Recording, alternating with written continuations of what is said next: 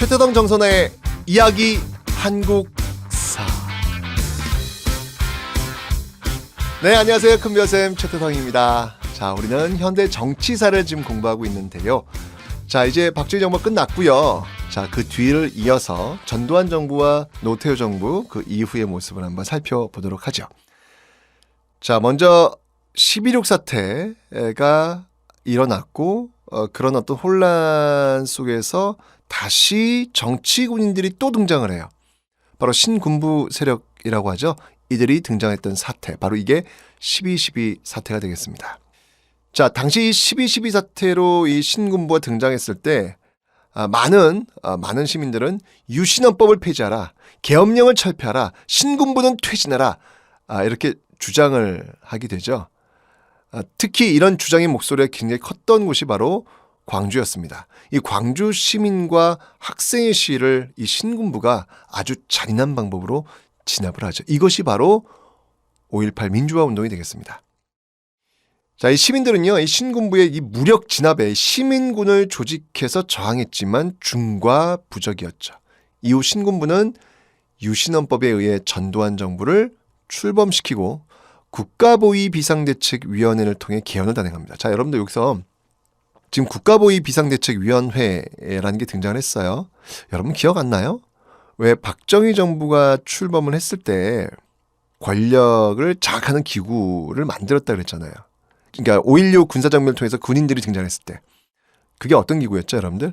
그게 바로 국가직원 최고위였잖아요. 그죠? 근데 여기도 지금 똑같이 마찬가지로 그와 비슷한 기능으로서 국가보위 비상대책위원회, 줄여가지고 국보위라고 하거든요. 이 국보위가 또 등장을 합니다. 자, 항상 이렇게 비상시국의 권력을 장악하기 위해서는 이런 비상조직을 만드는구나 라는 걸 알 수 있죠. 바로 이 국보위를 통해서 개헌을 단행하는데요. 이 개헌이 바로 8차 개헌. 7차 개헌이 유신헌법이었고 이 8차 개헌은 이 대통령을 대통령 선거인단에서 뽑는 간선제예요. 그러니까 이 부분은 사실은 유신헌법하고 별 차이가 없죠. 왜냐하면 유신헌법에서는 통일주치국민회의에서 대통령 뽑는 간선제였는데 여기는 이름만 바꾼 거예요. 통일주치국민회의가 아니라 대통령 선거인단 이렇게 뽑는 것이죠. 단 차이가 있어요. 유신헌법에서는 대통령의 임기 6년이었지만 죽을 때까지 대통령을 할 수 있는 길이 열렸죠. 그런데 이 8차 기원에서는요 7년 단임이에요. 딱 7년만 하는 거예요. 자, 어쨌든 이 8차 개헌에 의해 출범한 전두환 정부 역시 이게 오래 못 가요. 네, 왜냐하면 이 대통령 직선제를 요구하는 게 시대의 대세가 되었거든요. 이게 시대 정신이었거든요. 결국 이제 이러한 요구들을 꾹꾹 누르는 과정 속에서 그 저항의 목소리는 더욱더 커지는데 그 과정에서 박종철 대학생인데요. 이 박종철 학생을 고문을 하다가 죽여요. 이 사실이 이 양심 있는 그 의사들에 의해서 결국 알려지게 되죠. 결국 분노에 차 있는 이 국민들, 거기다 이 전두환 정부가 불을 더 돋구죠. 바로 4.13 호원 조치를 또 발표합니다. 4.13 호원 조치는 뭐냐면요. 이 대통령 선거인단이라는 그 간선제 방식, 8차 개헌 있잖아요. 그 8차 개헌을 그냥 가겠다. 국민들은 지금 대통령 직선제를 원하는데 웃기지 마. 그냥 갈 거야. 대통령 선거인단 간선제 갈 거야. 라고 이제 이야기한 게 바로 4.13 호원 조치예요. 결국 거센 저항이 밀어닥치게 되는 것이고 이것이 바로 6월 민주 항쟁이 되는 겁니다. 결국 당시 그 집권당이었던 민정당 대표 노태우는요. 대통령 직선제를 수용하겠다라는 6.29 민주화 선언을 발표하게 되는 것이죠. 6월 민주항쟁의 승리라고 볼 수 있겠습니다. 6.29 이 민주화 선언을 통해 가지고 대통령 직선제가 수용된 이후에 이제 여야 합의에 의해 가지고 9차 개헌이 이루어집니다. 자, 이 9차 개헌의 핵심은 뭐냐면 대통령 직선제. 이제까지는 여러분 대통령 간선제였잖아요. 그죠? 그게 아니라 대통령 직선제하고 대통령 딱 한 번 하는 거예요. 5년 단임제. 가만 있어봐. 5년 단임제, 대통령 직선제. 이거 지금 하는 거잖아요. 그죠? 맞아요. 지금 우리가 대통령 뽑는 방식이 바로 이 6월 민주 항쟁의 결과물이라는 거예요. 이게 이렇게 역사가 이렇게 연결되는 겁니다. 이 대통령 직선제와 5년 단임제. 지금까지 적용되고 있잖아요. 이게 바로 9차 개헌의 핵심이 되겠습니다. 이렇게 해서 이제 출범한 정부가 노태우 정부였죠. 왜냐하면 야당이 이제 분열했기 때문에 결국 이제 노태우 정부가 출범을 하게 됐는데, 노태우 정부 같은 경우에는 북방 외교가 굉장히 또 유명합니다. 이게 북방 외교. 그러면서 소련, 중국 이제 이런 나라들과 사회주의 국가들이거든요. 이런 나라들과 수교를 또 체결하게 되는 그런 모습을 보이고 있죠.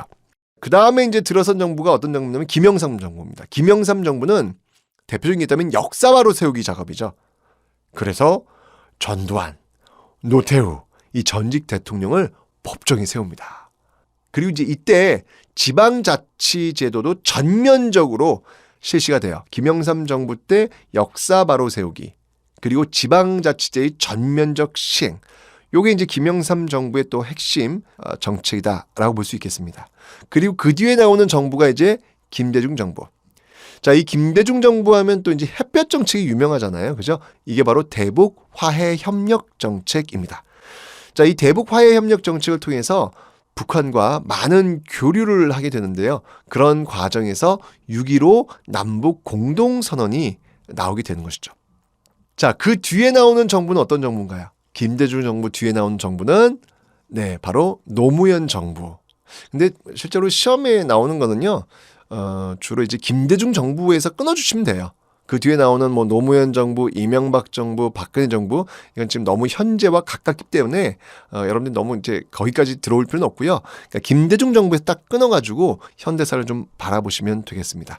어쨌든 6.29 민주화 선언 이후에 들어섰던 노태우 정부의 북방 외교 정책, 그리고 김영삼 정부의 역사 바로 세우기 작업과 그다음에 지자체 그 전면 실시, 그리고 김대중 정부가 시행했던 햇볕 정책, 그 결과물로서 나왔던 6.15 남북 공동선언, 이런 것들도 한번 여러분들이 좀 각각 정부별의 특징들을 한번 기억해 주시면 되겠습니다. 지금 우리가 개헌사를 공부하고 있는데요. 대부분의 개헌이 어떤 그 정부의 그 생명을 더 연장시키기 위한 좀 무리수 그 측면이 있었구나. 근데 그런 무리수는 결코 오래가지 않는구나 라는 것들을 여러분들이 역사를 통해서 좀 확인하시고 배우셨으면 좋겠습니다. 자, 지금까지 금별쌤 최태성이었습니다.